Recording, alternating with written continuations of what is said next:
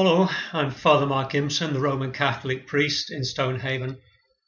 The first reading I'm providing today is from the Gospel of John, chapter 19, verses 38 to 42. After this, Joseph, who was from the town of Arimathea, asked Pilate if he could take Jesus' body. Joseph was a follower of Jesus, but in secret, because he was afraid of the Jewish authorities. Pilate told him he could have the body, so Joseph went and took it away. Nicodemus, who at first had gone to see Jesus at night, went with Joseph, taking with him about 30 kilograms of spices, a mixture of myrrh and aloes. The two men took Jesus' body and wrapped it in linen with the spices, according to the Jewish custom of preparing a body for burial. There was a garden in the place where Jesus had been put to death, and in it there was a new tomb, where no one had ever been buried.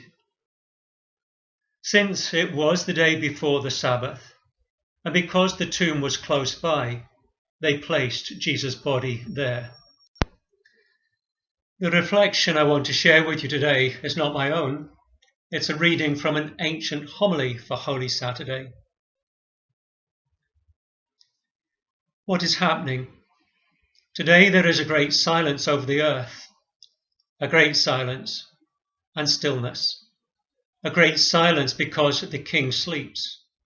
The earth was in terror and was still, because God slept in the flesh and raised up those who were sleeping from the ages. God has died in the flesh, and the underworld has trembled. Truly, he goes to seek out our first parent like a lost sheep. He wishes to visit those who sit in darkness and in the shadow of death.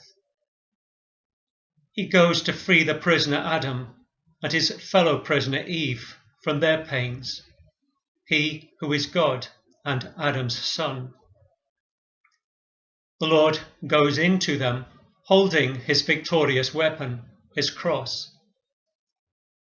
When Adam, the first created man, sees him, he strikes his breast in terror and calls out to all, "My Lord be with you all." And Christ, in reply to Adam, says, "And with your spirit." And grasping his hand, he raises him up, saying, "Awake, O sleeper, and arise from the dead, and Christ shall give you light." I am your God, who for your sake became your Son, who for you and your descendants now speak and command with authority those in prison. Come forth, and those in darkness have light, and those who sleep rise. I command you, awake, sleeper.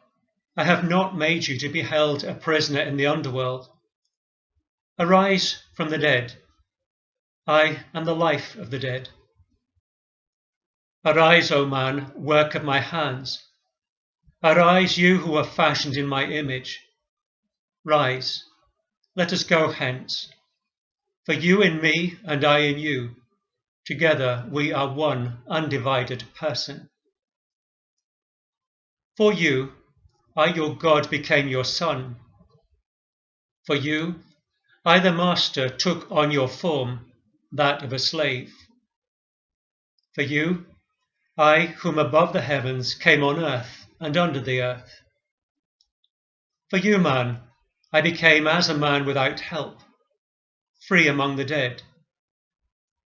For you, who left a garden, I was handed over to Jews from a garden and crucified in a garden. Look at the spittle on my face, which I received because of you, in order to restore you to that first divine inbreathing at creation. See the blows on my cheeks, which I accepted in order to refashion your distorted form to my own image. See the scourging of my back, which I accepted in order to disperse the load of your sins, which was laid upon your back. See my hands, nailed to the tree for a good purpose, for you who stretched out your hand to the tree for an evil one. I slept on the cross, and a sword pierced my side, for you who slept in paradise and brought forth Eve from your side. My side healed the pain of your side. My sleep will release you from your sleep in Hades. My sword has checked the sword which was turned against you. But arise, let us go hence. The enemy brought you out of the land of paradise. I will reinstate you, no longer in paradise, but on the throne of heaven. I denied you the tree of life, which was a figure. But now I myself am united to you, I who am life. I posted the cherubim to guard you as they would slaves. Now I make the cherubim worship you as they would God. The cherubim throne has been prepared. The bearers are ready and waiting.